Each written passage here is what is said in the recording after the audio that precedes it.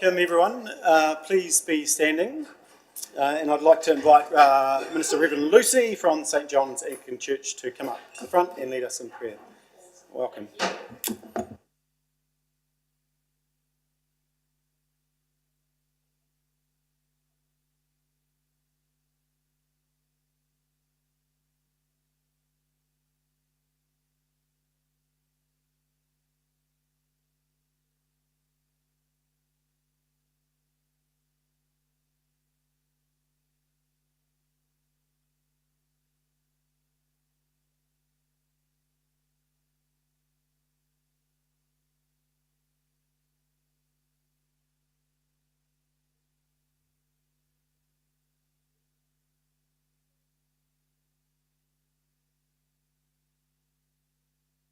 God, being strengthened with all power, according to his glorious might, for all endurance and patience with joy, giving thanks to God the Father.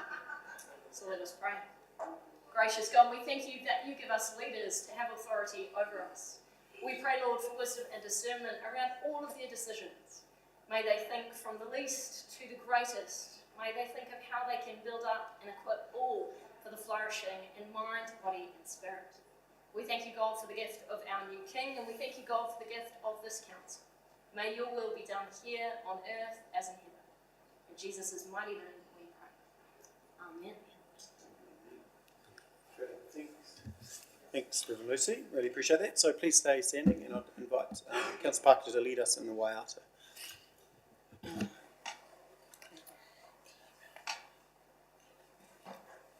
Iriria e Akuai Maori e Mariki Atura Kia Kotoe e Reria e Akuai Maori e Mariki Atura Kia Kotoe Rangi tata ki ranga puri ura ki ralu teta o ana te uruki mahore e re lade aku waimi.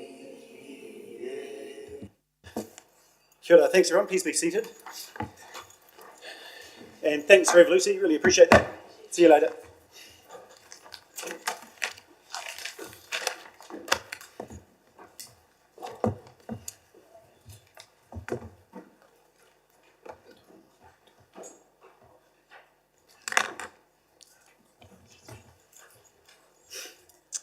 Alrighty, kia ora tātou, welcome everyone. So call for apologies. No apologies. Welcome also, we've got Nicola, Jan and Rosie. Lovely to have you with us from the Community Board, so thank you and welcome. Move now to identification of urgent business. Is there any urgent business?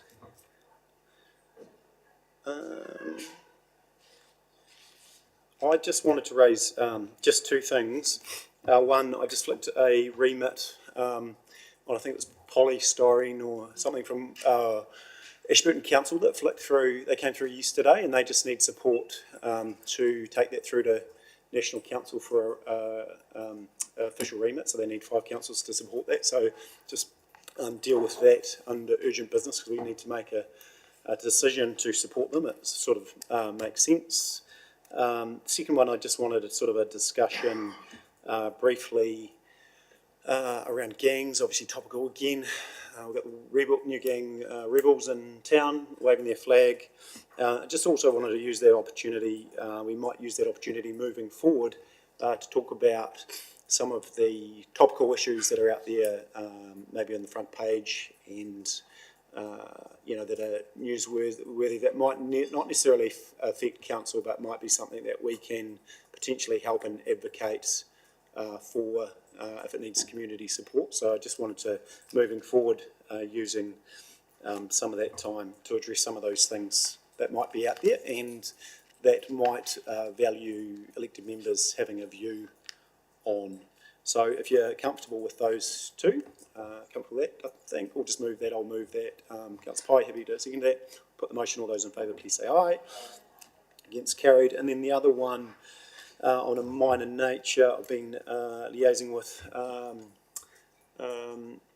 Linley and Morris, who are in the back, who are affected residents from Waitohi in regard to the broken pipeline for some time, and I just want to deal with that under minor nature, but I was going to bring that to the front just so we could have a conversation. I briefed Andrew just to give us an update on where that's at for the residents, because I've got some concerns. It's been a long time and they've been on effectively a boil water nose. So so is everyone comfortable with that as far as the minor nature item?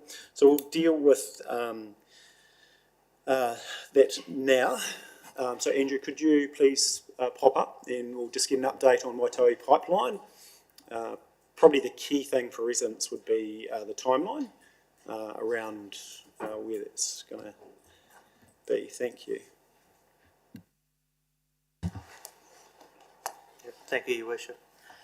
So the status of the pipeline at the moment is that all the resource consents have been obtained, which is all 7 of them. And we pipe supply we purchase separately as a council in order to accelerate the construction of this job, and that has been delivered to the site. We are still waiting on delivery of fittings, and the construction of the pipeline is currently out of tender at the moment, and that will be closing in a couple of weeks' time. We have had pre-site meetings with the contractors, and yeah, we believe we'll get some tenders in the appropriate time, and hopefully at a good price too. So the job will be finished probably into July, to be honest, and that's subject to weather. If we get major river flows, then we won't be able to actually work in the river, because part of the role is actually moving the river, doing dewatering, etc., to actually construct the pipeline. Cool. So I guess you can understand.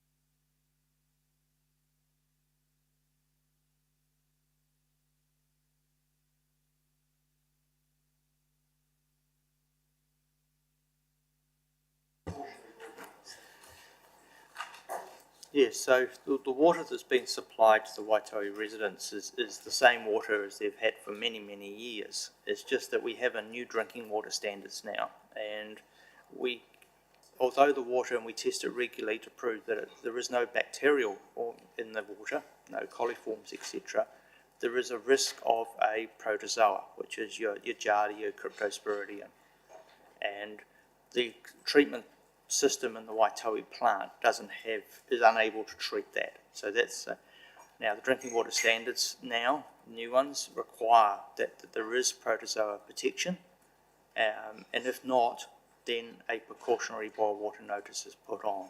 So that's exactly what we've had to do. Now, it's unfortunate that pipeline under the river got a hole in it, it blew, because otherwise these residents would be actually supplied with the new water from the Downlands plant, the Te Angawai, which is of course totally compliant. So once we get this pipeline replaced, the water will flow, the Waitohi plant will be basically turned off, and they will have fully compliant water with no boil water notice. And so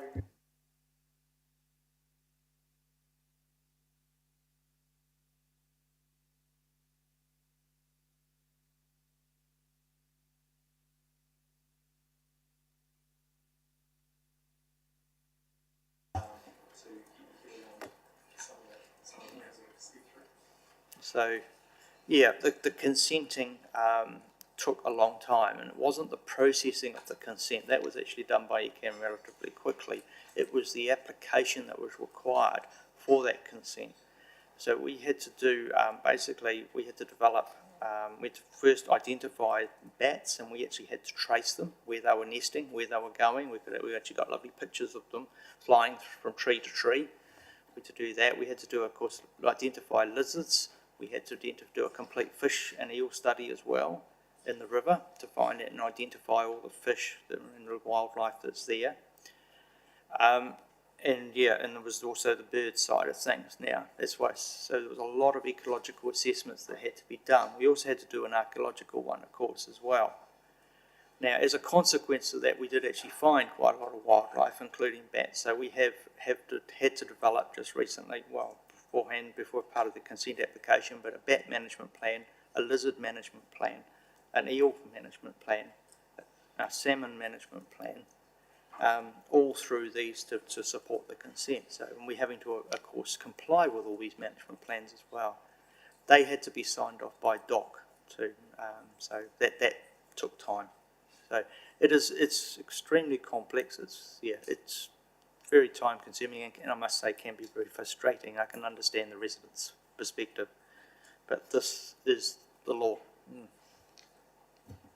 Yeah, look, and finally, because I've been asked to raise it, what's your thoughts on, and I understand precedent setting, but it's been raised to me around, rates, remissions, rebates, cost of boiling water, all those sort of things. I guess for me, if I was to apply that, if we had a natural disaster or something and choose, any of the townships that have a larger population in that regard and had to put a boil water notice over a large population, and the same precedent might apply. So, if you're going, I guess the challenge with those sorts of things is if you're going to do it, one, how do you do it for all, and what are the criteria and around that? I actually don't think something, from what I can see, something such as this fits within our rates remission policy. But I understand, I'm getting a nod, is that right? But I understand, the frustration. It's been raised to me that although it's precautionary boil water notice, there are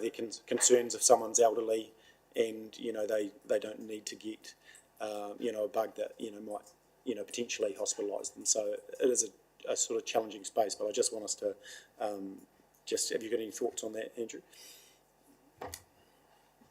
With rural schemes, sometimes they do fall out of non-compliance, and we've had boil water notice, for instance, down at St Andrews, in Pariora. It does happen. That was due to high nitrates. So to offer a rebate on every time there is a boil water notice on a compliant cook would be difficult because it's just through basically administering that for a start. How much rebate do you give? 90% of the costs, of course, are fixed generally. I guess also the other analogy I can think of is it's the same as someone living on an unsealed road versus a sealed road. They're still paying the same rates. It's a different level of service, but they're still paying the same rates. So at the end of the day, the cost of that scheme, for instance, in Downlands has been costed with all those residents receiving that water, and it is only a short-term thing. Yeah. This isn't normal process, but I will just let Lindley have a minute. Pop up to this microphone here, Lindley. It's been 2 years. It's been 2 years. Short term. Grab a seat. Can you sort the microphone for her? Thanks. And we've been on a boil water notice now. We've got it one. Do you know how long we've been on the boil water notice for? And do you know how much people have been paying, how much people have costed? And then you tell us it's precautionary after you've been boiling your water for a year, and then to find out, it's the same as it's always been. How would you feel about that? How would you feel about that? And it's costing a lot of money. Oh, but it's cost everyone a lot of money. You're welcome to drink some of our water if you like. Go on. Here you go. There is a small chance you might die from it, though. Oh, go on then. Oh, shucks. We want some money back. We're paying. It's a human rights to get water. And I've asked people, can you bring us some drinking water? You've refused right from the start. No. No, look, what I will say is that it was always a precautionary boil water notice, wasn't it? Yeah. And the question has been raised, as far as communication, and this is an interesting one when you've got a small group of users, and Morris mentioned to me yesterday, not everyone's on the internet. So, Facebook and you know, the internet and, you know, FAQs and those sort of things aren't always, you know, the right media. So I think that the challenge for us is if there's a small community affected, it needs to probably be direct mail. It's, you know, it's about that comms engagement discussion we had this morning. How do we, when there's an issue, how do we get to the problem? Yeah, no, and it's not perfect. Yeah, yeah. No, that's right. But sorry, we'll have order. Andrew, thanks. Just and then we'll finish this up. Yeah, I think the point needs to be made is that, you know, this council has invested about $25 million to upgrade this scheme, and that, yeah, we're nearly there. And once we get this pipeline under supplying the water from the Downland scheme, there won't be any boil water notices from now on. For another 3 months. Yeah. And until the meantime, you can supply us with water. We supplied to Maru, they had problems with water straight away, you've got tankers out here. But for us out there, we've asked for that, no. Yeah? Do you want tankers? No, I want some money back on it. Yes, Ted, Yeah. sure we do, of course we do. We want fresh water to drink. Yeah. We don't really want the money back, we just want the job to hurry up. 2.5 years. That's right. By the time this whole thing's been all up. Yeah, no, that's right. You have had the opportunity. We'll move that on now, but we take your point and thank you for the gift, Lindley, of water. Everyone's welcome to have some. Yeah, no, that's fine. Yeah, no worries. So we will move on and appreciate that, but I just think it's quite important that we do, you know, acknowledge these concerns, and it's important that, you know, when we have an issue, how do we deal with them in a, you know, well, it's probably around the communication, because I don't understand the frustrations, but some of these things, when it's so complex, you can't necessarily speed it up. But what does communication look like? So, you know, we don't have frustrated residents. But we'll move on now because we've got a big agenda in front of us. So, I think we've had some public forum by default. We now move to conflicts of interest. Is there any conflicts of interest in the existing agenda? And thank you, Andrew. In the existing agenda, just everyone, no, all okay with that? Move forward. So, yes. I do know the person that has asked for the Glaswegian lease, but I don't think I'm conflicted. Oh, no, and thank you for acknowledging that. And I don't think you are either. So, the Glasgow lease. Oh, Yes. Right. So, no, I was aware of that, and that's fine. Thank you. So we'll move now to minutes. 7.1 on page 6. Can I have a mover for that? Councillor Oliver? Oh, no, but you're happy to move that? Yeah, thank you. Give me a hit. Councillor Jackson, thank you. Seconder, brilliant. Put the motion to the floor. All those in favour, please say aye. Against, carried. Minutes 7.2, page 10. Councillor Oliver, you can speak. Just your worship, page 19, the resolution for the adoption of the 13.3% pay rise.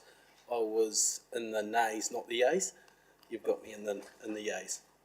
Yeah, So I was against that. Pete, I did discuss around that. I think effectively when I called for the record of the vote, look, if everyone's comfortable, I'm comfortable that the minutes be amended to reflect that Councillor Oliver was in the nays. Is everyone comfortable with that? Yeah, okay. Would you have to move? That amendment, I think just with that amendment, your worship move the minutes and someone second. Yeah, cool. So with that amendment, I'll move those minutes. Councillor Parker, put the motion. All those in favour, please say aye. Against, carried. Thank you, Councillor Oliver. Minutes now 7.3 on page 22. Can I have a move for that? No one? Yeah, Councillor Pye, thank you. Don't be shy, team. Councillor Scott, you have to second that? Thank you. Put the motion to the floor. All those in favour, please say aye. It's carried. Schedules of functions tendered by the Chief Executive. I'm happy to move that. Councillor Oliver, thank you. I'll put the motion to the floor. All those in favour, please say aye. It's carried. Schedule of functions attended by Mayor, Deputy Mayor and Councillors, and just a special thank you to all those that have attended functions on behalf of elected members, and also especially Anzac Day for those that did a sterling job on that day, so really appreciate that. Our presence is really well felt at those services amongst the community, so I'm happy to move that. Can I have a seconder? Councillor Piddington, thank you. Put the motion to the floor. All those in favour, please say aye. Move now to fixing of the common seal, 40, on page 41. I'm happy to move that. Can I have a seconder for that, please? Thank you, Councillor Oliver. Put the motion to the floor. All those in favour, please say aye. Yes, carried. Move now to the real first order of business, so we'll catch up. We're on page 45, and that's letter of expectations for TDHL, and I think Chief Executive. Thank you, Bede. With your permission, Your Worship, I might just ask the General Manager of TDHL to come forward. He Yes, may be certainly. able to- Welcome, Fraser. And so, look, this is in aligned, Your Worship, is in alignment with the statement of intent, and the idea being that it specifies a handful of expectations that you sign on behalf of Council and send to the Board of TDHL. The real purpose, really, we see with this one is for TDHL to look carefully at where Council is going with its long-term plan, because out over the next 12 months, Council will develop its long-term plan, which sets the direction for the following 10 years, but in particular with an emphasis on the next 3 years, starting from 1 July 2024, and we think it would be helpful if TDHL, in preparing and organising and deciding on their own strategic priorities, were to be mindful of that, and that's a large part of it.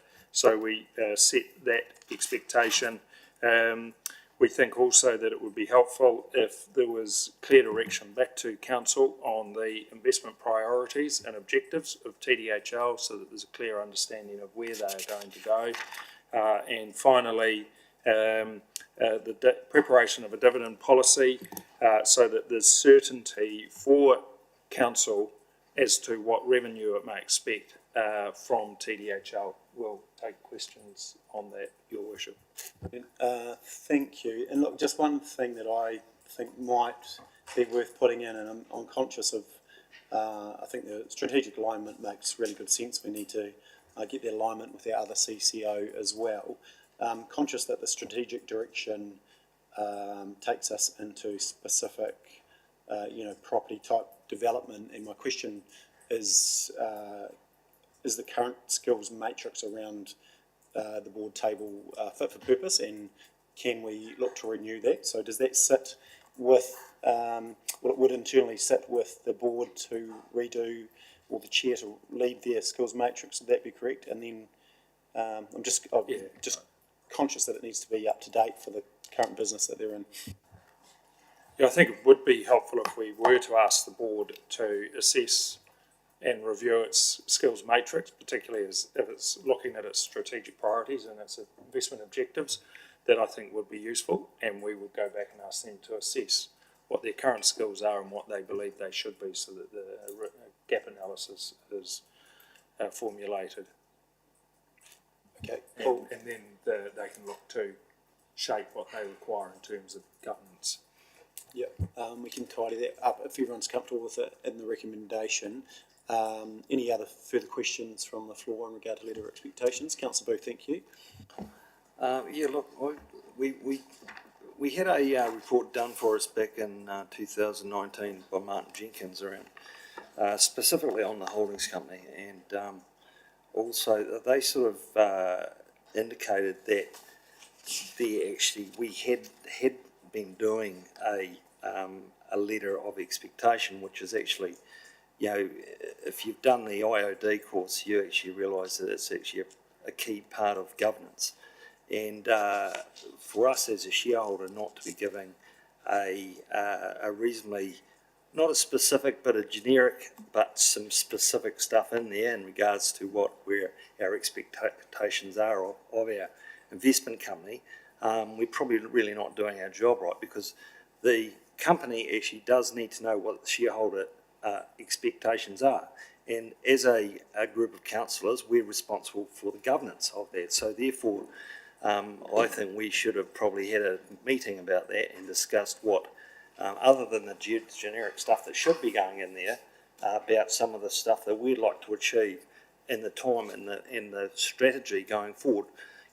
As an example, some of the stuff that we're working on. And if you've actually had a look at some of the other the letter of expectation, such as the Auckland City Council and Tasman, while they have some generic stuff, there is some specific stuff around some of the stuff that they're trying to do. And so I would expect, and I'd like to see us to actually have a discussion about this prior to, actually, it's not up to the holdings company to tell us what, we are the shareholders and we represent the ratepayers who own the company.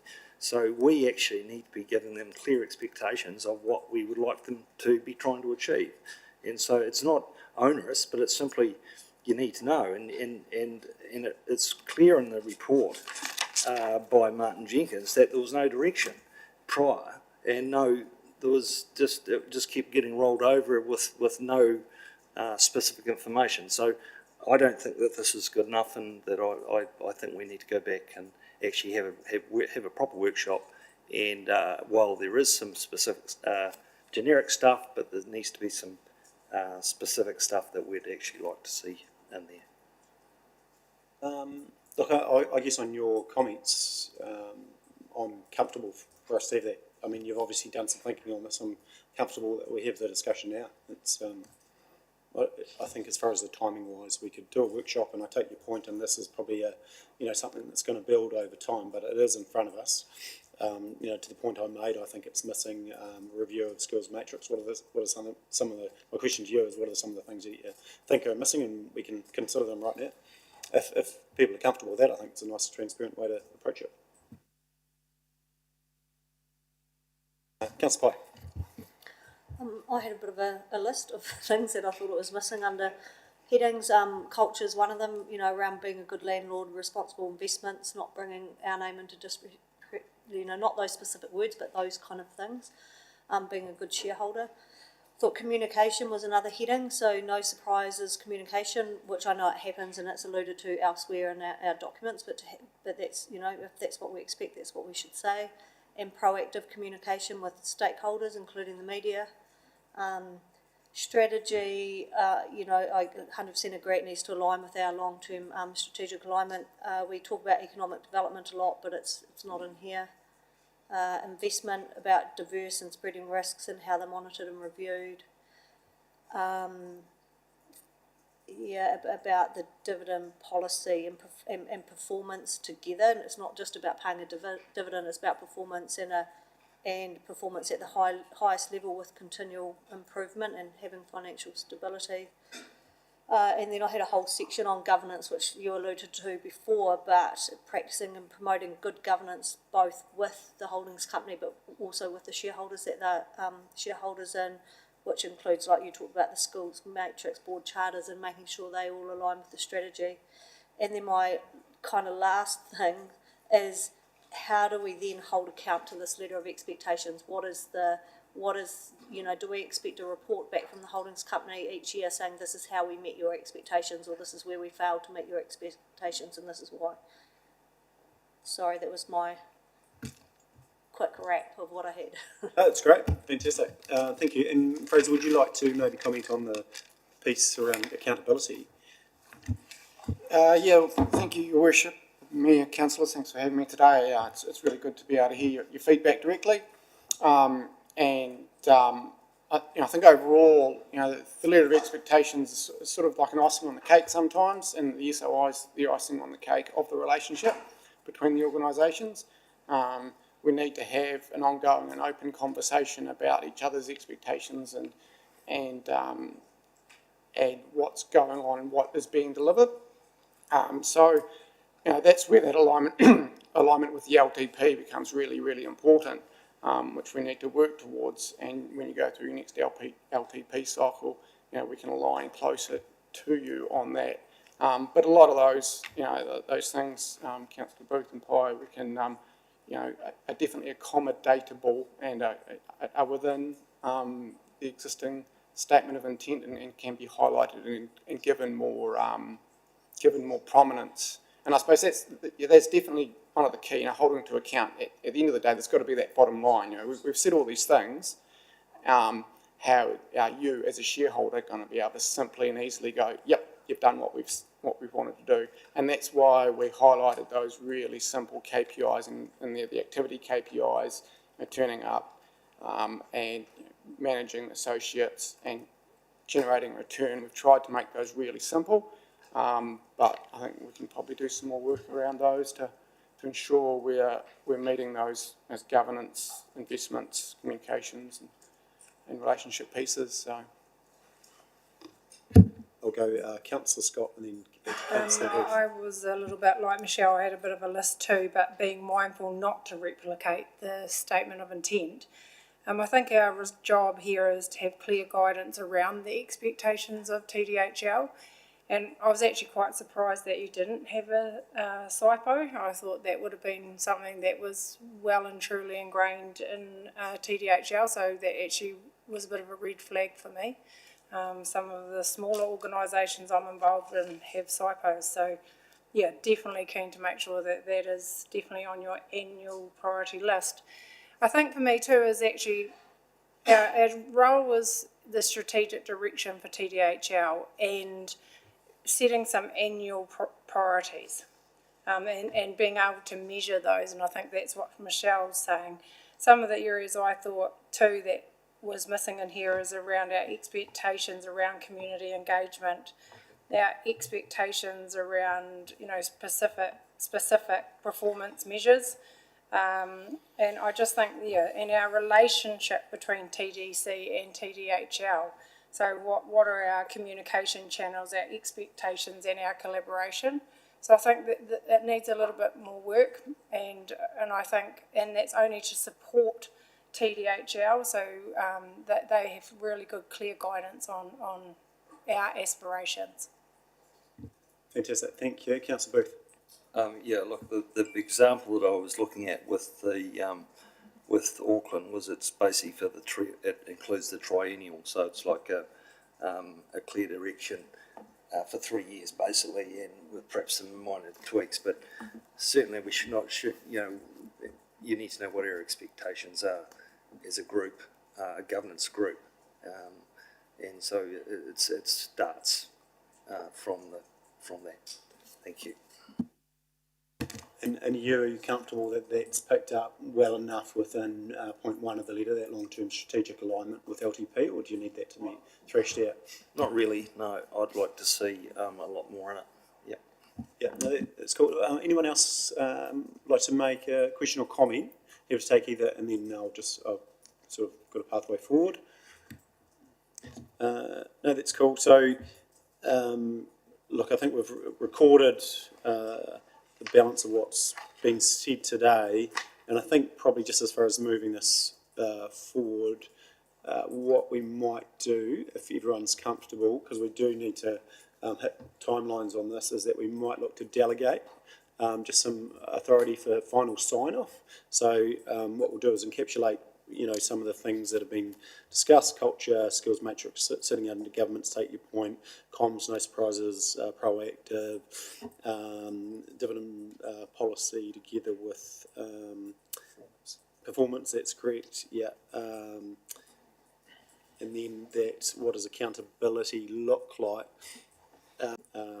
District, and so what's the alignment there? But I'll go to Councillor Piddington.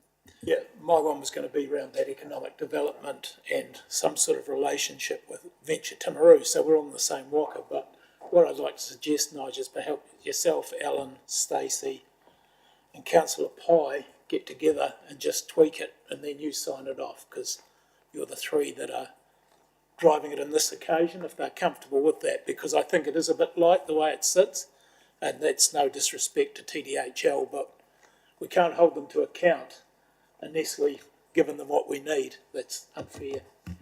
Yeah, I totally support that. So is everyone comfortable with that direction? Councillor Booth, you're good with that? So go back to the recommendations, which are on page 45. Receives the report and draft letter expectations with amends the letter, number 2, amends the letter of expectations as required as per the discussion today, and approves delegated authority to Councillor Pye, Councillor Booth and myself. Is that correct, Councillor Piddington? Yep. And then final... Councillor Scott. And Councillor Scott, did you want to... Yeah, Yeah. Oh, yeah. sorry, no, make sure that's clear. So, for, and councillor Scott, pick that up, perfect. For delegated authority to sign the letter off before I sign it. So everyone comfortable with that as a recommendation? I'm happy to move that. Councillor Booth, you happy to second that? Any further discussion?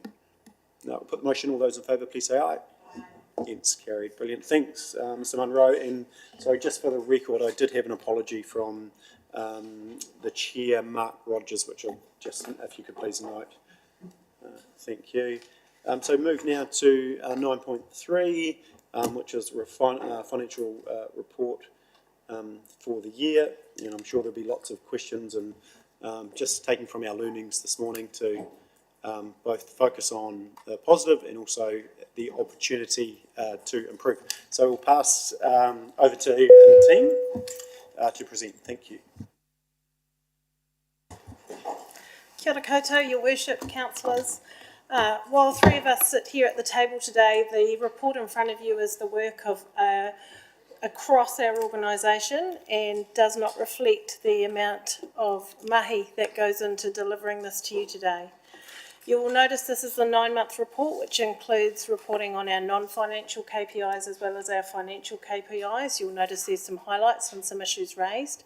We will take the report as read and open the floor to questions, and either we or our colleagues may be able to assist, or we may need to seek further guidance. Thank you. Fantastic. Thank you, Trudy. Who wants to go first? Councillor Piddington.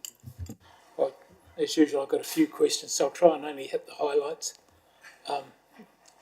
Page 50, Land Transport Unit were successful in $6.4 million of funding, which was rather confusing, from the Transport Choices Program administered by Waka Kotahi for the Climate Emergency Release Fund. And we're going to improve, after all that, walking and cycling. Is that down rivers and along coasts? What exactly are we getting for our 6.4 million? Well, what are we spending it on?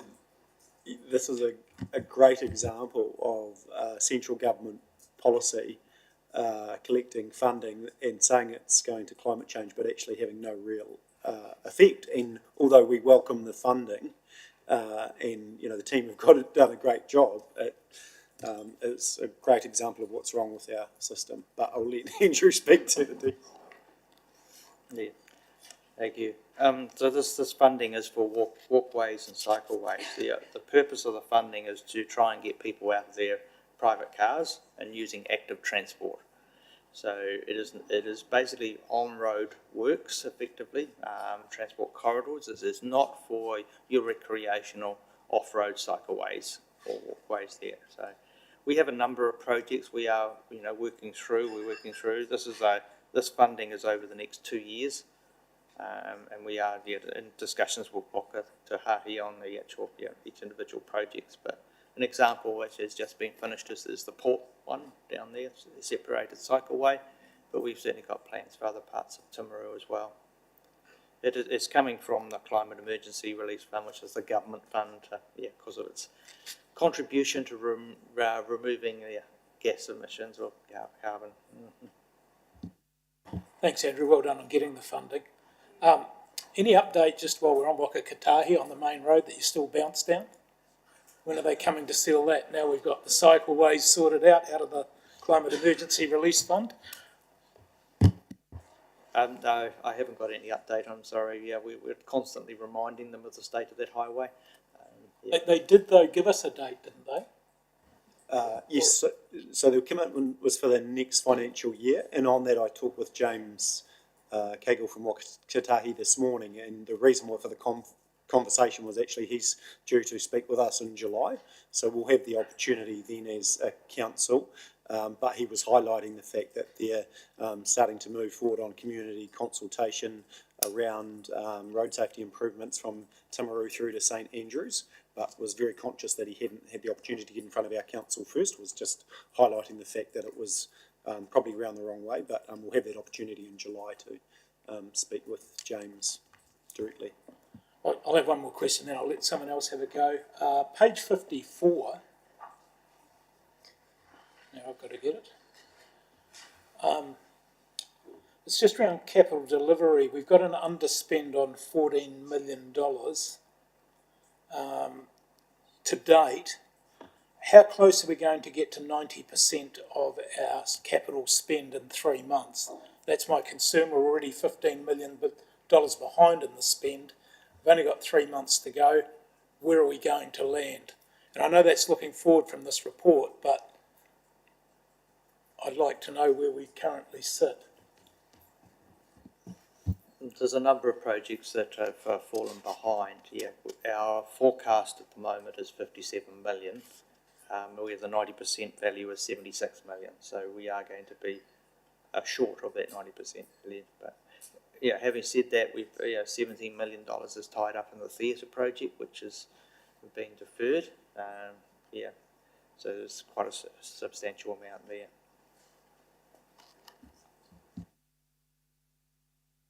Sorry, Andrew. So outside the theatre, what are the other areas of concern where we've fallen behind? Because we had the rigorous debate at the start of the year, set that target, and we're confident we're going to get there. I guess I'm looking, where are we now? There's a number of areas. If you look on page 55, you'll see the capital expenditure by activities, and the latest forecasts are at the last column there.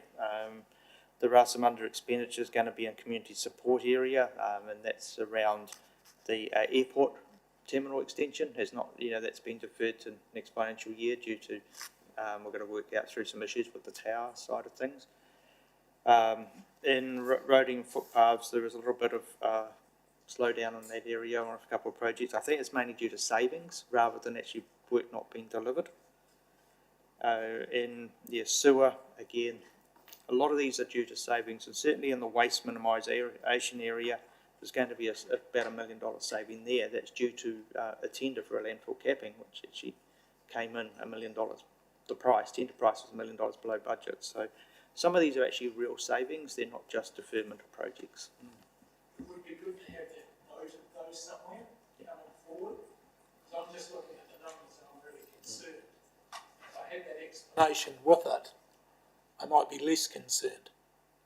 Project finished, saved $1 million. Just a wee bit more fat on the bones. Yeah, it's an interesting point in how we communicate under budget, because actually we want competitive tendering too, so we don't. It's a balance between sending the message to the market, isn't it? But no, your point's really well made. Thank you, Councillor Piddington. We'll go to someone else now. Who would like to jump in?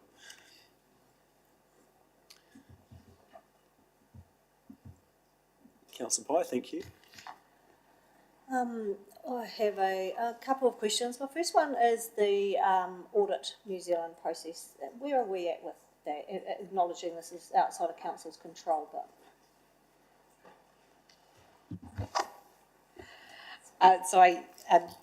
The latest update on the audit is we're getting close to hopefully the end of it. We have a meeting with the auditors tomorrow to find out the status of where we're at. And we're just closing out a couple of the larger items around Peel Forest, around Sophia Street Car Park, around forestry, carbon credits, things like that. And so they've still got a few things that they need to tick off from their perspective. So tomorrow afternoon we've got, like I say, the meeting, and from that point hopefully we'll be in a position to then work out dates going forward for meetings that we need to hold to be able to get them signed off. Thanks. I've just got another couple, if I may. Actually, sorry, just I was just going to make a comment. and further to that, Councillor Pye, it's a good question, because the annual report audit does take quite a lot of resource across the organisation, and that does detract when you're trying to do 9-month reports, annual plans, power up a long-term plan along with all of the other work. So it is a significant consumer of a resource. So from the point of view of particularly the finance team, but also others who are getting KPIs and so on, and getting the information, and various other teams, it does take resource. And as issues arise, the auditors, the longer you go, the more issues, because of the flux of time, they want to unpick them. So it is a it is an exercise that is taking some time and resource, so the sooner we can conclude it, we are very keen to do so. Probably one of my other comments was just reading through that report, the number of times the lack of resources comes up. Is there light at the end of the tunnel? Because I, you know, for a number of meetings now, I've got the feeling that our team are all under pressure, which is a concern. And, you know, are we making changes, or is there light at the end of the tunnel? Or when are we going to get to a point where we've got the resources we need to deliver? Well, there's probably, just initially, in part, the annual report does play into that, because actually it's really important that team members go back, and the auditors are fully powered up and they're going to our team and asking. So part of it is this managing the annual report and the demands, but undoubtedly also, and I think Trudy, did you want to make some comments? We run a pretty lean ship, and resourcing is always at a premium, and our priorities have to be made in order to ensure that we try and optimise what resourcing we do have. Is there light at the end of the tunnel? We're constantly seeking to improve the efficiency and the effectiveness with which we do it, so that we can get our information. But the resourcing is, and I'll let Trudy speak a bit more, but it is a challenge, there's no doubt about that. But it has been significantly compounded by us having to manage the annual report at the same time. Through you, Your Worship, it is a resourcing within many industries are impacted at the moment, and there is a war for talent. So the more talent you can refer to the many roles that we have available at the moment is welcomed. We are seeing an increase in the number of applicants for different roles, but we're always searching for more, and there's great opportunities available for working within council. Good sales pitch, well done. Councillor Pye. Sorry, we'll finish with Councillor Pye and then go to Councillor Shannon. Thanks. Very polite. Councillor Shannon. Lovely, thank you. Just a couple of clarification questions, actually. One of them probably for Andrew over for a start with regards to the waste strategy has been finalised, the government waste strategy. How does that impact on our plans, particularly over the next year? Not a lot is the short answer, because Timaru has been sort of the leaders in waste, and particularly around waste diversion. There's very little that we actually need to do to comply with this new strategy. The strategy is really a big push on separating out the organics and dealing with those, and Timaru is already doing that. And what's more is we have one of the few few towns in the South Island, in fact, that actually have organic processing facilities. So we are, at the moment, actually getting approached by other councils to deliver their organics to us for processing. So there's opportunities definitely there. Well, that's good news, isn't it? Probably for Mr. Cooper, actually, under same page 50, district planning. Having the two different district plans to administer, the operative and the proposed, the team are also addressing a range of cutting-edge issues. Sounds impressive, or is it not? Thank you, Councillor Shannon. It depends where you're sitting. I think it's referencing the MPS for highly productive land and the issues that's presenting for the planning team and for our future growth in terms of locking our urban footprints and not having an escape mechanism. Most rules that are brought in have an appeal mechanism. The only exemption for the MPS, highly productive land, for land that's currently zoned rural that were to be developed, if you like, would be if the developer could show that there was no impact on production. So they would have to take some steps to offset the negative effects in terms of production of their development, which is, as you can imagine, not easy. So I think that's what that comment's referring to. Thank you very much. And just one more. Yeah, of course, thank you. The use of road reserve by various contractors for private works has also been reviewed. at a number of such sites, contractors, etc., impinging on the road reserve and causing the occasional issue. Same page, next page, sorry, page 51. I would just like to highlight and ask, please, in the reviewing of what's going on there, if officers could be careful, please, not to introduce any more rules, regulation, or whatever, adding cost or disabling, in particular, private users. Yeah, thank you, Councillor Shannon. These, so which question is you looking at is the clarification? Is the road safety or the? Page 51. Yeah. Road safety or the one below? Road reserve, sorry, yeah. So, yeah, under the Utilities Access Act, we, council are the corridor managers of the road, and therefore we have an obligation to ensure that safe passage of all road users, which includes walking as well as vehicles and cyclists, so we have to do that. There are a number of activities that happen, particularly around scaffolding, where people are redoing buildings, repainting them, that they just tend to put up that scaffolding across the footpath and don't actually seek consent to do that, and also is predominantly unsafe at times as well. So we're just working with those ones, making them more aware that they do need to apply for a corridor access request and be approved, and they will probably need a traffic management plan associated with that. So it's more education than the big stick. Thank you, sir. Thank you, Councillor Shannon. Councillor Pye, go back to you if you like. Thanks. I just had a question. It's on page 63 as an example, but it's more of a general question. So when we're looking at the operating expenditure, and if we take corporate support, for example, so the year-to-date actual as a percentage of the forecast, I found a little bit deceiving. And if we look at our full-year forecast versus the full-year budget, we'd show that we're at 157% of our budget.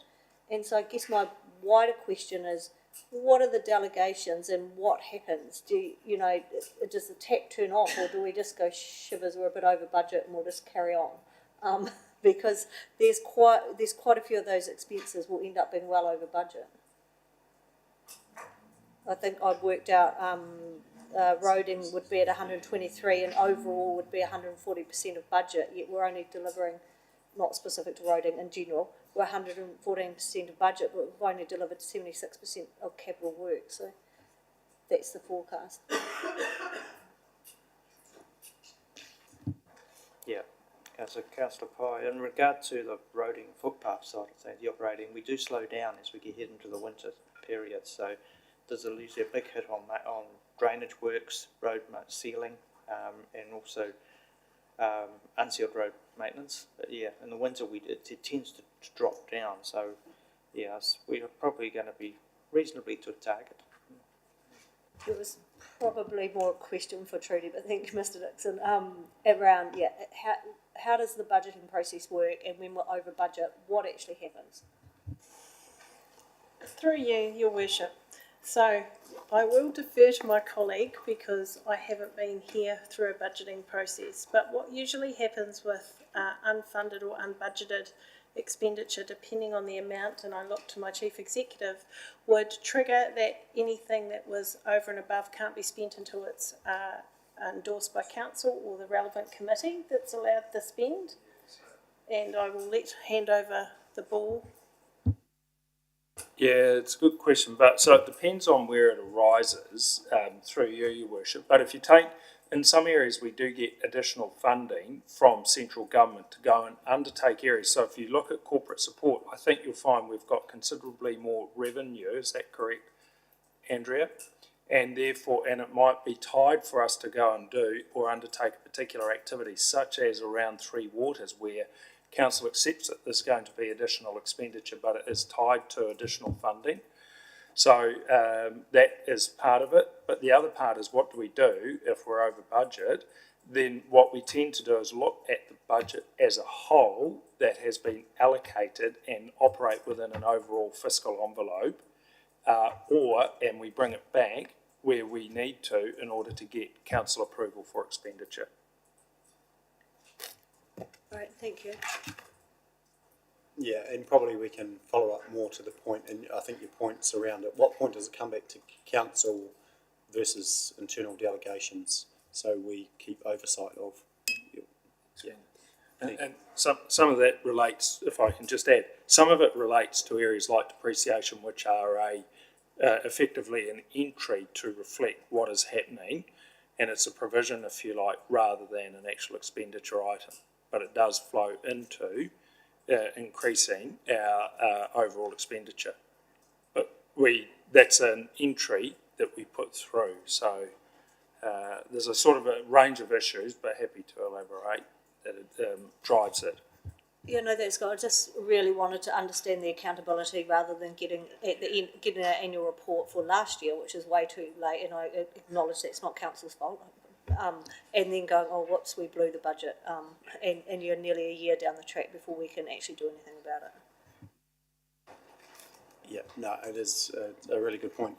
Thank you. Councillor Oliver, we'll finish on this side. Yeah, so just a quick question, Andrew. What are the triggers that tell us that our Road to Zero plan's actually working?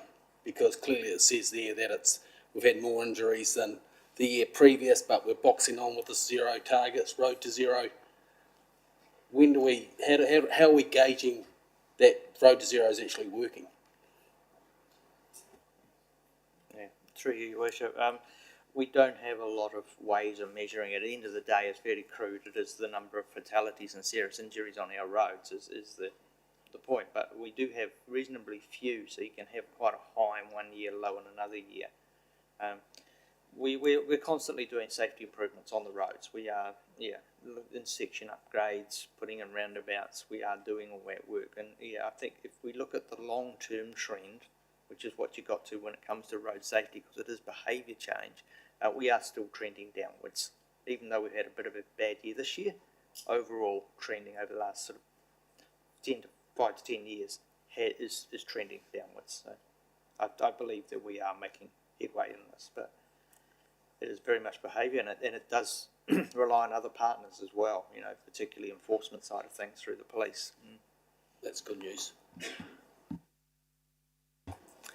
And there'll be a few things we'll be able to pick up when we get James Cagle on around national priorities versus local priorities and the right balance. But it's an interesting one, isn't it? We'll go to the other side. Councillor Booth. Just a quick question around, like, we rate people, we rate the ratepayers for projects such as the Argentine.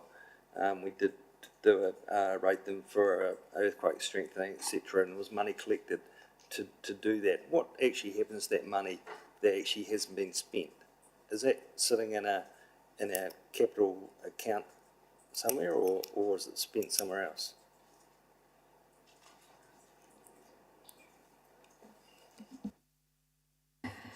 So the funding will get put into a reserve and it'll sit there waiting until that project kicks off. A lot of those projects are funded by loan too, so we just don't draw down the loans until it's needed.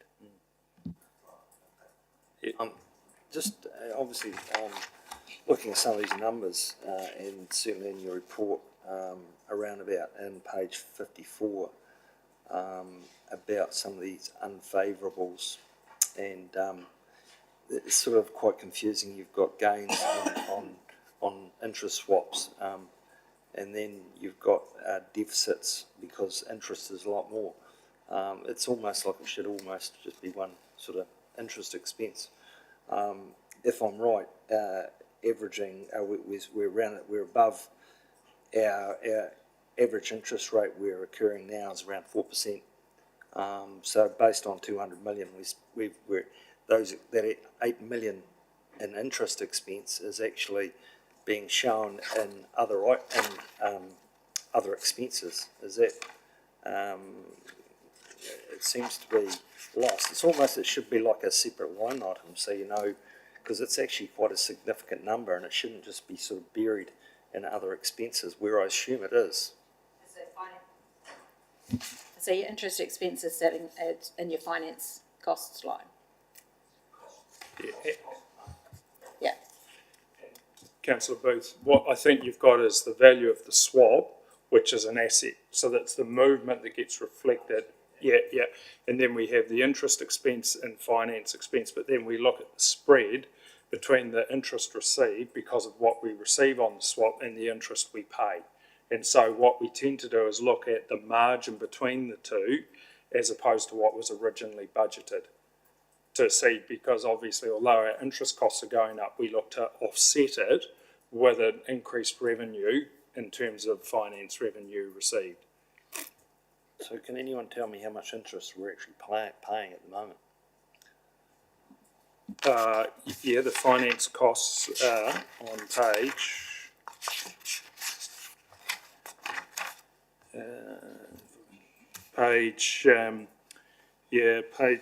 58, and for 9 months, we've paid 4.26 million against a budget of 3.3, so we're 955,000 ahead.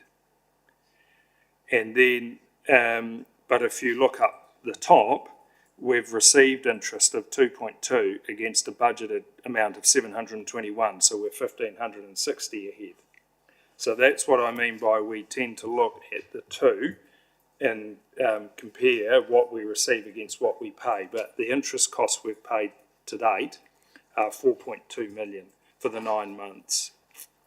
So we go to, say, I'm looking now at page 62, other expenses of 4.8 million unfavourable for the 9 months so far. And there's obviously corporate support. Can someone run through those items for me and tell me why we're so far over on each one?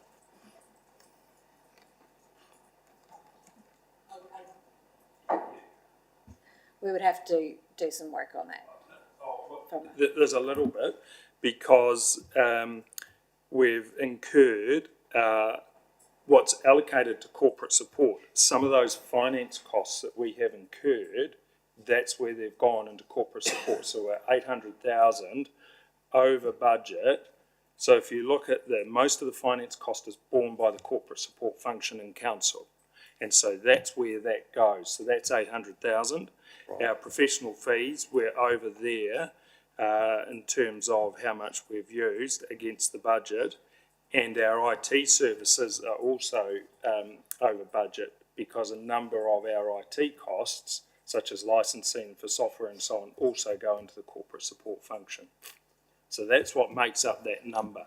So we try and break it down at an overall level, and then, if you like, at a department or business unit level. So probably the two big numbers that stick out are roading and footpaths. So is that, have they just cost more to be maintained, or are we hit a schedule? And then there's also water supply at 2.3 million unfavourable. And is that sort of stuff could possibly be capital items? These are, I like these questions, because what a lot of that is the depreciation. So again, when you look, what you see on page 58 is, if you like, the whole of council.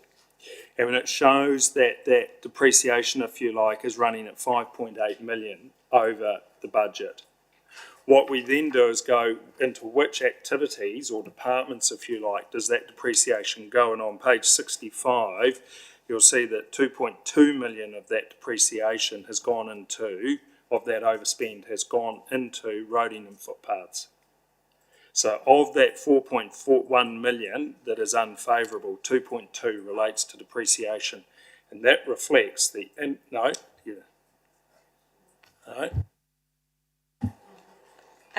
The depreciation has a separate note under 5.2.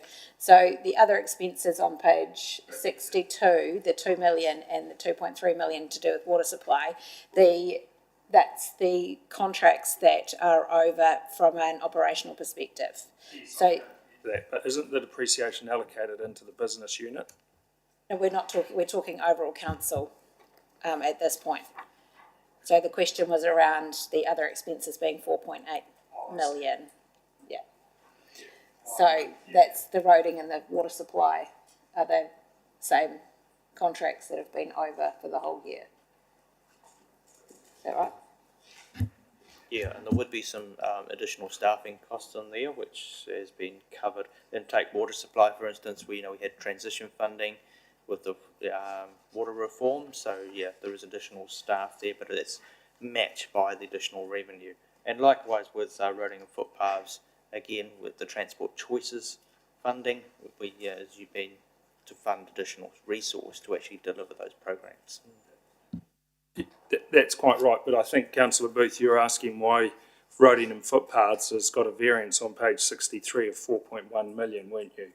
Was one of the questions. So I put your microphone on. I assume that 4.8 was part of the summary on page 54, which shows other expenses being 4.8, but then it goes on also over and above to say depreciation is 5.85. So the numbers, I mean, that depreciation number is just seems to be out of hand as well. I mean, I see we had a capital increase of 350 million, which we're on a spiral to nowhere with that. Every time we revalue, we've got to actually start rating the people more at horrendous numbers. But anyway, yeah, so go back at that page, I just wondered why, that there was 4.3 million of that 4.8 was water supply and roading. Yeah. And I would have thought that might have been capital.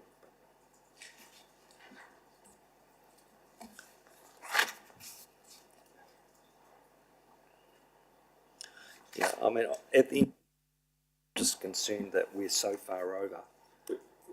We are over big time in depreciation because the value of the asset has increased. And the way I liken it is if a building has a life of 10 years and it has a value of 100, every year you have to apportion 10 to depreciation. If the value of the building remains, it goes to 200, but its life remains 10 years, you have to double the depreciation, and that's effectively what's happened here.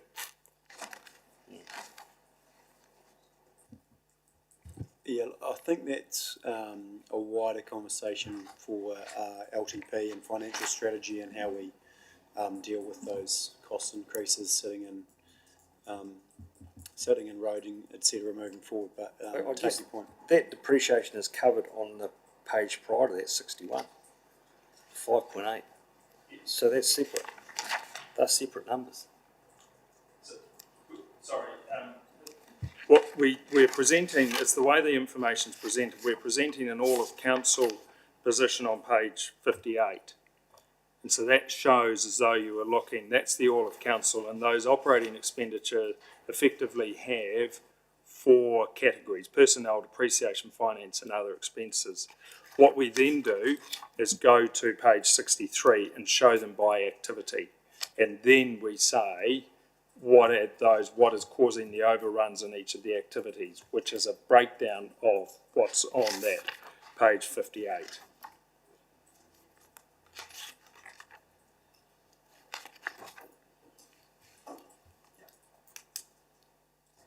It seems awfully confusing. I mean, how are we all supposed to follow all this stuff? I mean, it seems to be probably needs to be in a simpler form. I would thought, but anyway. There seems to be 3 lots of reports that are saying the same thing, but in different ways. We can look at simplifying it, Councillor Booth. We want to try and give information that enables people to see what's happening at our organisational level and then what's happening at an activity level. And that's really the intention. So the information, it's the same information but dissected in different ways.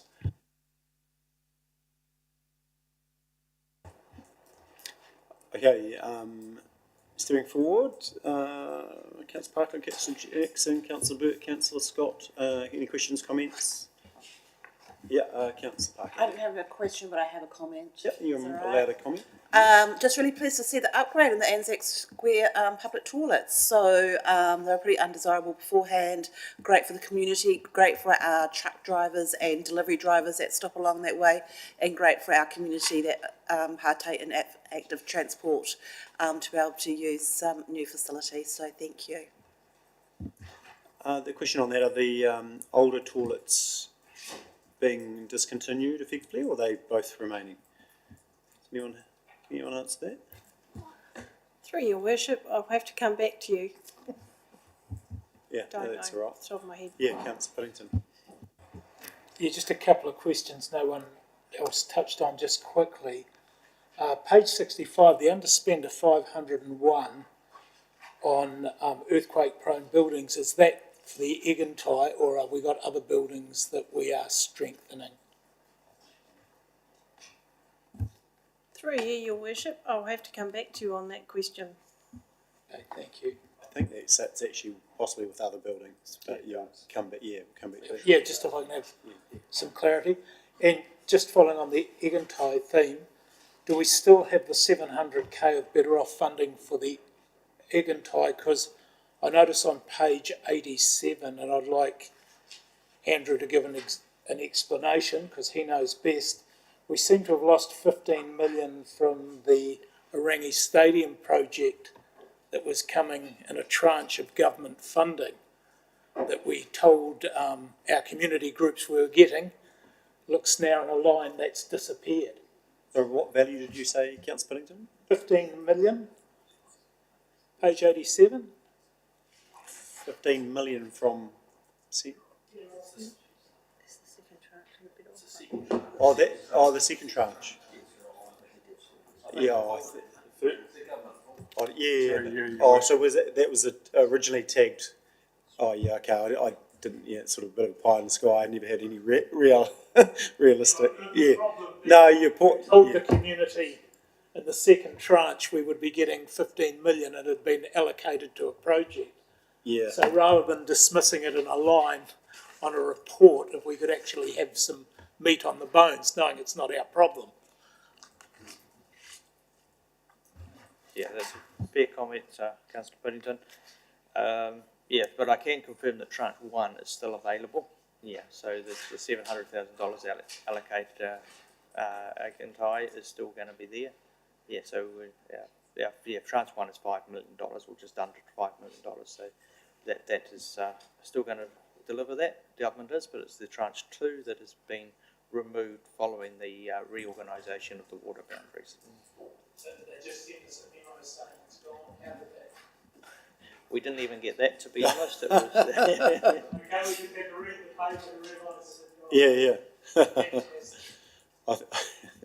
The only benefit, I think, was that we're realistic, that we weren't getting it, but some other councils were thinking they were going to get it and really had it in their budget lines, and now have big holes moving forward. So, thanks, Councillor Pye. Then we'll look to wrap it up.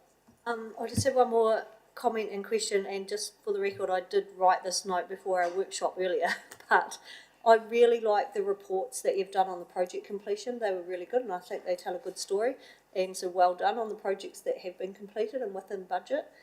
The one on the Parry pipeline, I think it is, what do we expect the total cost of that project to be? Because it sounded like there was quite a lot of work to go, but we've only got 300,000 left in the budget. That's on page 76.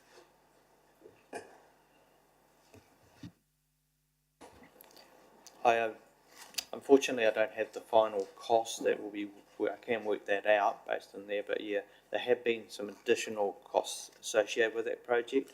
Yeah, we were going to line the whole thing with a liner, but we've found that that's not practical, and some sections have actually had to be relayed. So there's an additional cost there, but that is matched, of course, by the fact that we're not using that lining for that section. So, but I would need to come back to you on the actual final estimated cost. Yeah, I don't want you to go and do any extra work, because I've been hearing all through this report how under-resourced you are, but I guess that's probably useful to know in these reports if there is an indication of what the final cost will be without too much work. That would be useful. But I thought they were great reports, and it tells a good story. Thank you.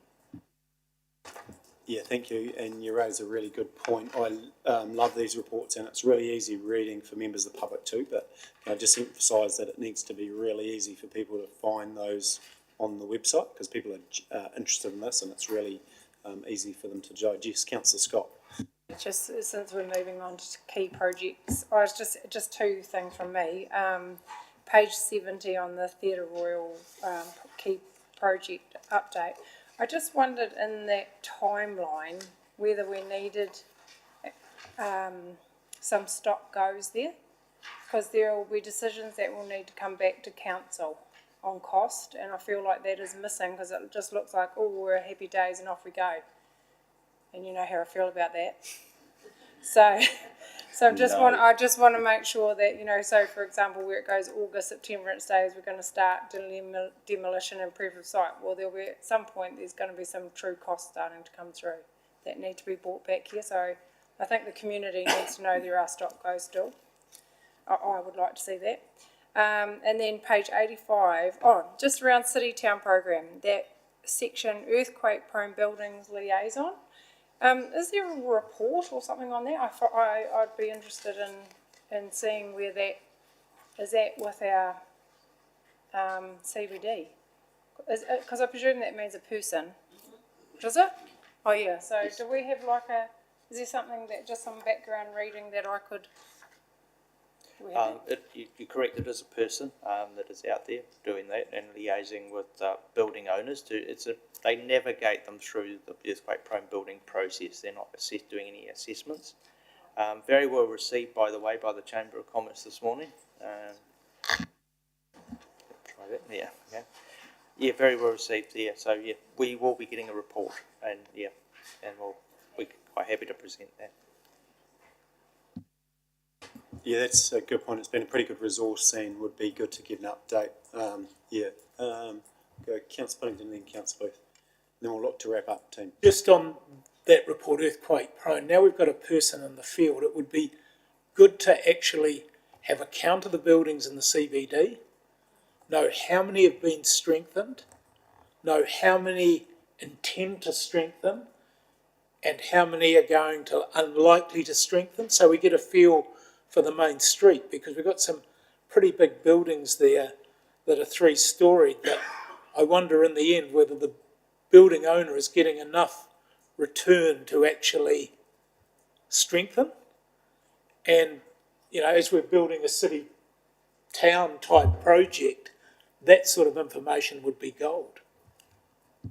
And I think the idea was to get a bit of a paint by numbers sort of view of what that looked like, or a heat map or something. So that would be valuable. I'm not sure if we did do any work on that, but Councillor Booth, and then we'll look to put the motion, team. David Penny, and he's been doing some really good work, and he has been feeding some information back through to the City Hub strategic team. So I know we've had one verbal report, and I assume that he's doing well, and he has definitely had good engagement.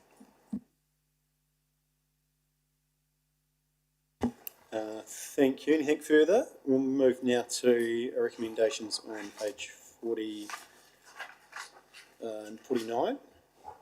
Just lost.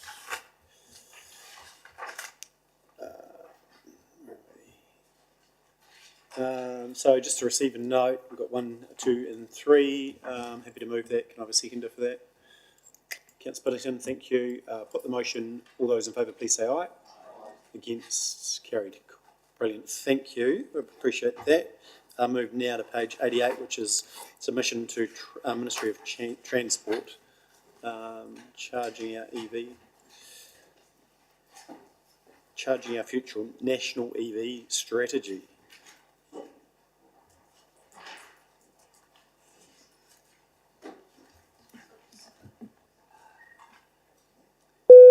Thanks, Brian. Thank you, Your Worship. Thank you, councillors. We've prepared a submission to go back to the Ministry of Transport due in 2 days' time. The submission speaks to 5 long-term outcomes that are outlined in the discussion document. We are supportive of the initiatives that would lower greenhouse gas emissions and create more sustainable methods of travel. We would support central government's emission reduction plans. However, currently the Timaru district doesn't have the electric infrastructure to be able to support additional EV charging stations. In the submission, we also remind central government that they hold the main policy levers to create the national change. Central government also holds the levers to achieve the ability for the market to create a sustainable EV charging system. Central government has the financial capacity to ensure the upgrade of the electrical infrastructure. Again, this is touching back on those submissions that we did earlier this year about no unfunded mandates coming down from Central. TDC's role as a council will be to work in partnership on the levers that we have responsibility for, such as any of the bylaw changes that would be necessary to undertake the initiative. I'll take the submission as being read, and I'm happy to take any questions. Brilliant questions. Councillor Booth, thank you. Yeah, it was quite good, Andrew. I read what you, in specific, your recommendations around that, the fact that they want us to do a whole lot of stuff, but they don't want to pay us any money, which is fairly normal. So, until they actually have put some skin in the game and actually offer us funds so we can put infrastructure in and do what we have to do, if that's going to be the case, I think that's pretty much on the money. So, thank you. Councillor Pye. I just have a couple of questions. The first one is, are Alpine Energy putting in a submission, and if so, have you seen it, and are we kind of in alignment with it? Because I would hate for us to both rock up there with submissions and they're totally opposing views. That's my first question. Unfortunately, I did reach out to Alpine, but I hadn't received anything back about the drafting of this submission. Do you think there'll be an opportunity to chase that up again before we submit this? Because I just, especially when we're part owners of Alpine Energy, I just think we need to have some alignment there. But appreciate that if you've made efforts and not getting any response. Happy to do that for you, Councillor. And then my other question was on the recommendations on page 141. TDC will work with central government, and it talks about making necessary and reasonable changes to policy, bylaws, planning. I just wonder how realistic that is. I mean, we're already in a process on our district plan. Our long-term plan will be next year, and I feel like they'll just come in afterwards, and we've already got our plans set in place, and it won't be that easy to change. So, yeah, I wonder if we can. I feel like we're making a promise we can't meet there. That's probably my feedback. Happy if you wish to make any amendments, just being noting of the time in order to make the submission if council. Obviously, we'll take that into consideration about a final sign-off if I make any changes. Yeah, I guess I note the word reasonable there, so we probably are covered, but I guess it's it once again comes back to that, like we're encouraging government not to put stuff in place that we're not funded for, we'd also like to encourage government not to put stuff in place that is out of line with our long-term planning process and district plan. But I probably am happy as it is, but if you can accommodate something that sends that message a little bit clearer, that would be good, but I'm happy with it how it is. Yeah, no, it's reasonable to ask for that. I'm not sure what response we'll get, and we live in the world of unfunded mandates, unfortunately. Any further, Evie? Councillor Piddington. It's kind of like Councillor Pye. I'm concerned we haven't sat down with Alpine Energy, because one of our recommendations on page 140 is Alpine Energy electricity network is currently in high demand at peak periods and could not support additional demand.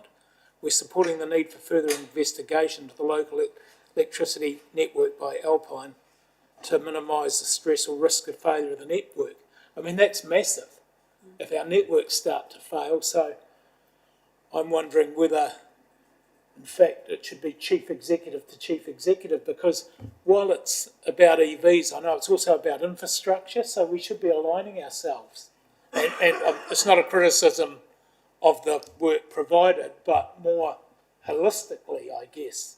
Yeah, that information has come from Alpine themselves. You know, I've had a meeting with my equivalent at Alpine. Yeah, and there are certain areas of the network. It's only part of the network that is under stress at the moment.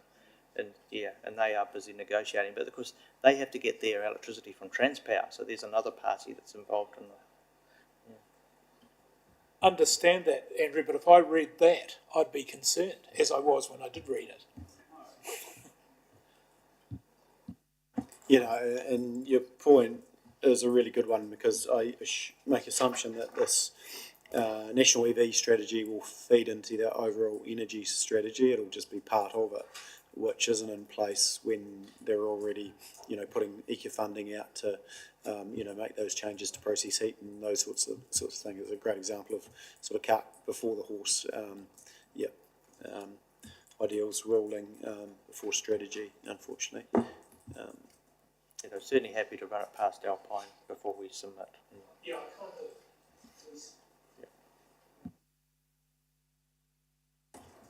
No, that's cool. So anyone further? Sorry, apologies. No. So we'll go back to page 88, which is a recommendation. Council endorses a submission to Ministry of Transport, Charging Our Future, and I think the emphasis on just some consultation again back to Alpine would be of benefit. Yes. Your worship, delegation to you to sign it off once those, and delegate the mayor to sign off the final submission. If the councillor's comfortable with that, and that enables us to close the loop on that discussion with Alpine. Yeah, no, that's fine. Everyone comfortable with that? We'll just make that point 2. Yeah, thank you. I'm happy to move that. Thank you, Councillor Pye. I'll put the motion. All those in favour, please say aye. Against, carried. Thank you. Move now. Thanks, Bronwyn. Appreciate your work on that. Move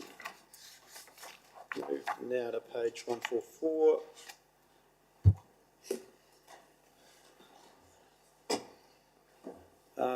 And Canterbury Mural Forum update. So this is effectively the Mayor's Mural Forum plan for Canterbury. So I'll just take you through a couple of brief points, and then happy to answer any questions. So I guess key ones, I think you probably have the background, but I will just go through it again. Canterbury Mural Forum is mandated by the triennial agreement between the local authorities. We decided that we'd do a refresh at the end of last year with the change in new Mural Forum coming in.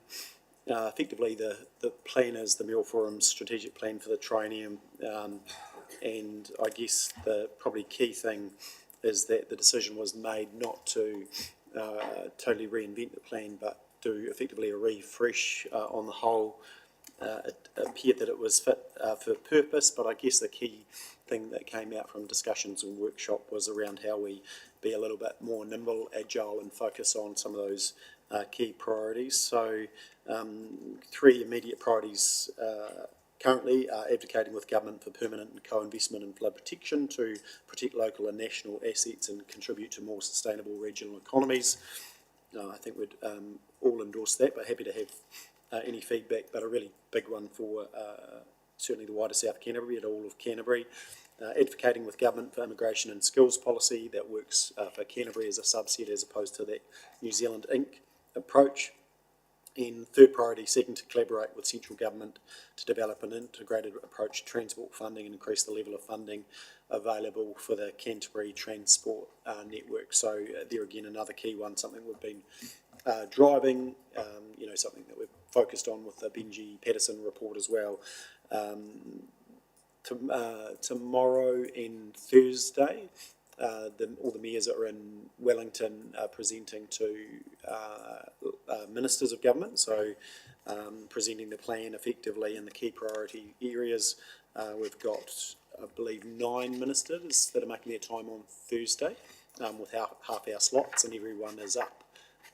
The 10 mayors and Chair Peter Scott, which is a good opportunity, and then later in June when the Mural Forum meets, we're engaging both in the evening with Christopher Bishop and some other national elected members from Canterbury, and then also later, just sort of leading up with to the election, we are just seeking with the minor parties at the moment, ACT and the Greens, how we engage with them. And there's some changes, obviously challenges because they're smaller parties. It's not perfect. We've got the likes of you, Janie Sage, who sits in Canterbury, who's leaving Parliament, and we're very conscious that we like to engage with sitting MPs, although they sometimes bring candidates along, that we're conscious that we approach it that way. So at the moment, my role as chair of Mayoral Forum is going to present to some of the councils where they've accepted my invitation to go and meet with them. So I'm meeting with Wamedi, Huranui, Selwyn, Ekan, and I think that's it. And they're just final to the Mayor's plan for Canterbury. I think most of you have signed up, but if you haven't, go to canterburymeyors.org.nz and sign up for those updates as well. But happy to take any questions on that one. Yeah, Councillor Pye. I just wonder how this whole thing aligns with other work streams that councils are involved in, and we don't want to be sending mixed messages. So my example is we are going to advocate for government with investment in flood protection, yet we're talking about potentially, retreat at Rangitata huts rather than protection. And we're advocating for flood protection, yet we've got a report yet to come out to public on a future for the south branch of the Rangitata that councils and that have been involved in. So I feel like there's some mixed messages. I like what you're proposing here. I like it as well, yeah. But I feel like there's mixed messages coming out of other work streams that these numerous councils are involved in. And so I guess my question is, how does the hierarchy work, and how do those work streams align with this, or do they just go off and do what they want? Yeah, look, I think probably the challenge with that one specific in, stop banks and that resiliency of communities, that's where decision making lies, and it is mayors and chair signing up to this, and effectively councils have endorsed their mayors to do so, and that's probably where the mandate sits. But I'm also conscious within the likes of Ekan, where a lot of this work actually lies, where those priorities sit. And, I think, it's a key one because we're all competing for that overall funding. So we need to be in, don't want to use the expression in the tent, but, fighting for our share of the pie when it comes out. And some of those other things, still will need to be worked through on a local level. But take your point, because, someone, let's use Rangitata as an example, might be thinking, well, you're got this approach across Canterbury, and yet at a local level the decision might be differently, be quite different. So it's a challenge as far as comms, but I take your point. Any further questions, comments? Otherwise, I'm happy to move that.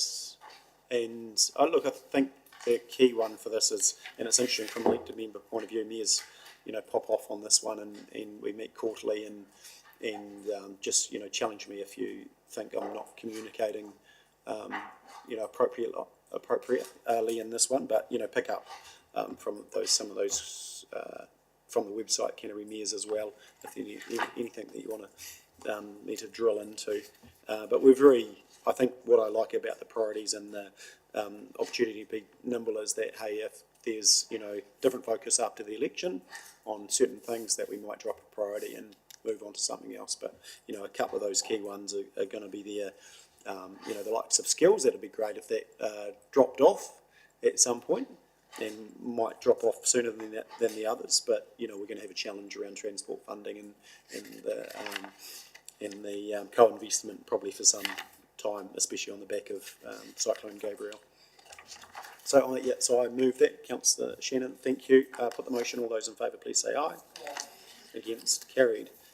So next one is a membership of local government, and we've had some good fiery debate on this one before, and unfortunately I was away for the last debate on this, but I remember our commitment was that when the invoice came that we would consider it, membership annually, and ideally I've asked that we put this in the calendar for maybe a March meeting so we can make that decision earlier. Some of the key things for me, going back to when we left, there was a void of communication and local, we felt like the LGNZ board, and it was probably less than that, council, it was less than that, it was one or two that were effectively signing up to what was that heads of agreement, and we took the position to leave at that time, both based on the fact that we didn't believe they had sort of mandate from the wider membership. At the moment, there's been some significant change. Out of 20 council members, I believe there's only 2 that survived, won the elections and then re-elections or stood down. So it is a new council. The current president, Stuart Crosby, is standing down, and so the decision for the new president is made at the conference in July, and so I think the opportunity, to get change in that key leadership position still exists in front of us. And for me personally, I think I know I've shared with you that I know the likes of Mayor Dan at Waimakariri has put his name forward. At the moment, probably won't speak because I don't officially know, but I'm aware of sort of 3 others that may or may not, and so it will be heavily contended. And I guess it's not the be all and end all, but at the moment, I would assume that we would support the likes of Mayor Dan. But what I'll do is make sure for those that aren't at conference, we bring that back and have that full discussion on the pros and cons of that leadership position, because it is pretty key. But there again, stepping back for me, LGNZ very much is around the benefits that we receive. We're paying roughly 50k. There's also costs over and above that if we're going to zone meetings, which are in the South Island, so we normally drive to, but there's regional sector meetings in Wellington. There's cost of transport and accommodation in that regard. So it's a membership that you really need to use, and the benefit sits for me largely with that ability to interact and with other councils and other councillors and build those networks and what have you. So I mean, the key challenge for me is we've tried to communicate out the calendar in advance. I think we had a couple of hiccups because we weren't fully back in the tent because we weren't on all the email lists. But when and I recognise that people have busy lives, but it's something that we sign up to. So I would like you all to take the opportunity at some point to come to those meetings, because that's there's a real benefit, and I know the ones that have been can probably speak to that point. So I guess that's probably it from me, but I think it's something we need to do. We need to review and say, are we getting $50,000 worth of benefit?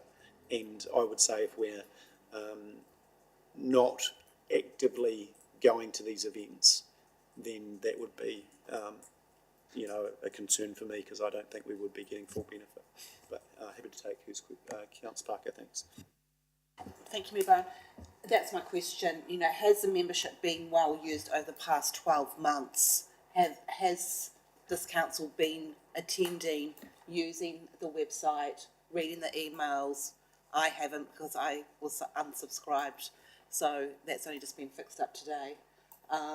So is there added value? What is the added value? Is it 50 grand, or is that 50 grand better off to go into more education and training for councillors to make better decisions on governance? Are we getting our bang for our buck? That's my question. I personally have not attended anything in the last 12 months, so I open it up to see. Yeah, so we've only been back in since October. So I think, basically you've had a 6 month window. I've pretty much attended everything. I think Councillor Jackson, who else have we had with Councillor Shannon, who else has been away? And I know some people are on the list to go to things moving forward.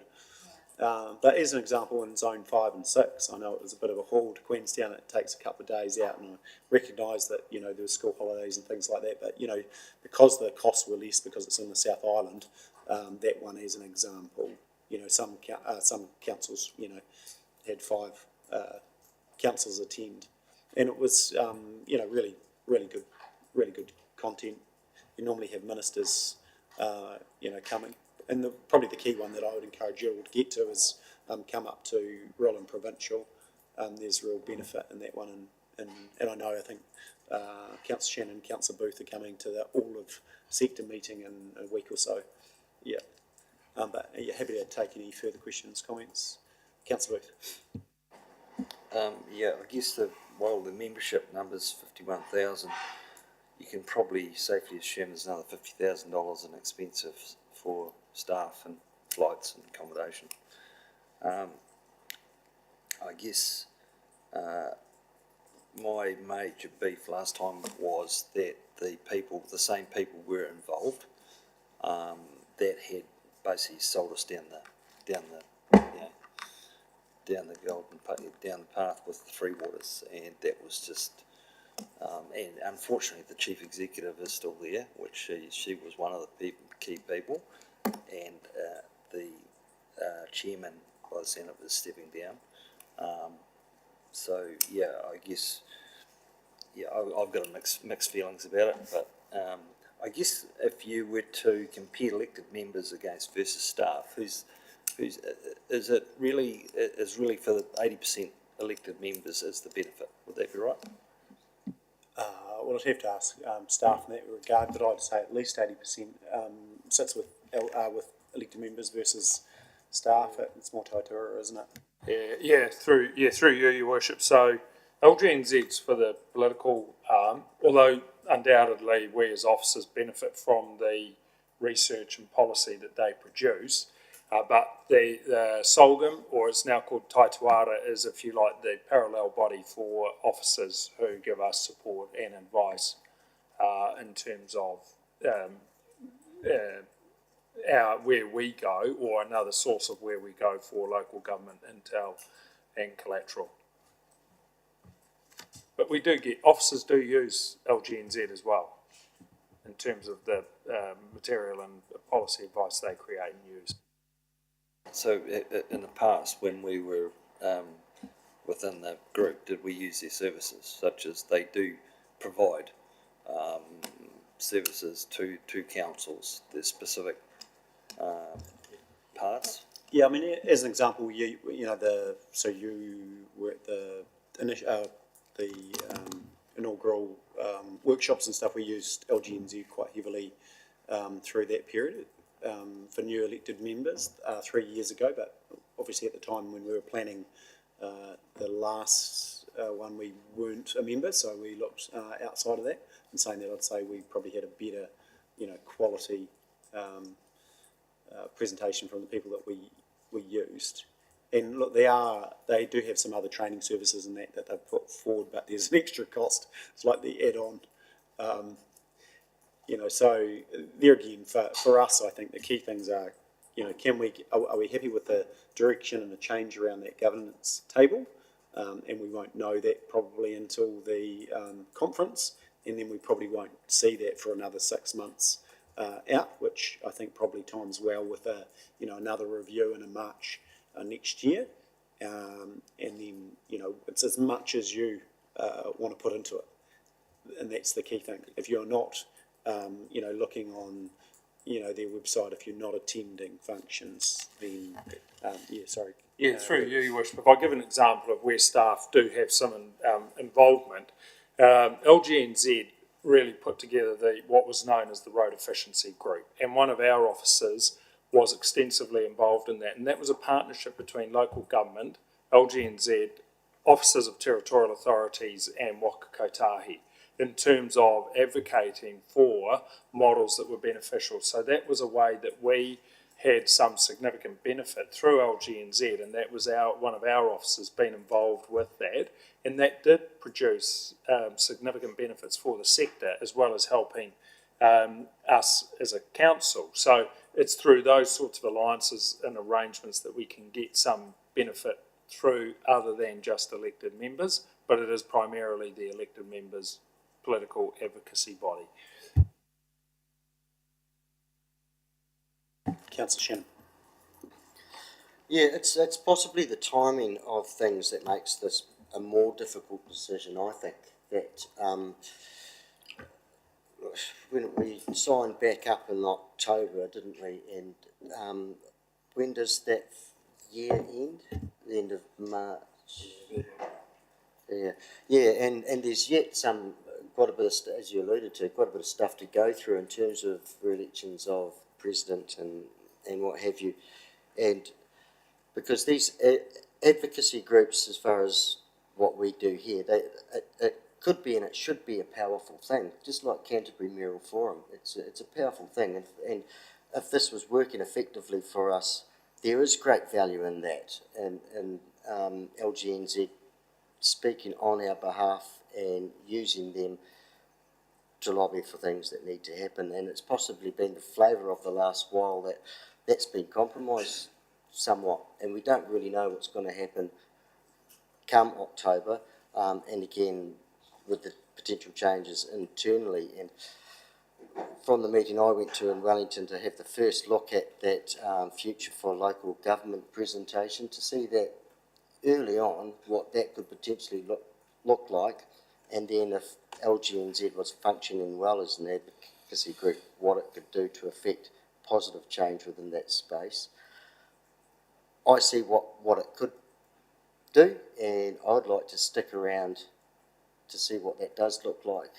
It was tremendously valuable for me personally very early on, and this training to go to Wellington for, it was rural and provincial, wasn't it, and meet the other councillors and mayors and chief executives as well. There were some of those there, and to see firsthand, right, I could see what we could do if it was working well, and I think there is a chance that it could still if we stuck around.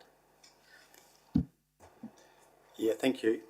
Yeah, look, and we'll need, it is timing to your point, Councillor Shannon, and we'll know, by the end of the year whether there's, significant change. And I think where they went wrong is they got too close to, central government and need to stay at arm's length and are a lobby group, for the needs of communities across the country effectively. So as long as they stay in their lane. Look, and there's been some really good changes, and I know the ones that are from Canterbury that are around that table. You do have Mayor Sam from Selwyn, who is there from one of the two that was there from last time, but you've got Mayor Phil Major in Canterbury as well, and I think that's it. But you've got some strong voices around that table, and so there is some significant change. So look, I'd be happy to endorse it this time, and then we can probably really dial down into what the value is in March next year effectively. So if there's no further discussion, I'm happy to move that we do, which is A, I think, recommendation A, that we stay in for a further year and review again in March next year. So agrees to continue its membership of local government New Zealand. Do I have a seconder for that? Councillor Shannon. Any further discussion? Put the motion. All those in favour, please say aye. Aye. Against? Carried. Okay, brilliant. Good discussion. Thank you, because that is of interest to a lot of people out there. Now, we'll just go to urgent business. So if you just go to that email, I know it was only last minute, but the email that I sent from Mayor Neil, and are we just generally happy to endorse their remit? So do we need any further discussion, or are you comfortable with that? And I'll just reply to Mayor Neil that we would endorse that. So can I have a mover for that? Councillor Parker, Councillor Oliver, thank you. Any discussion in regard to that? No, we'll put the motion. All those in favour, please say aye.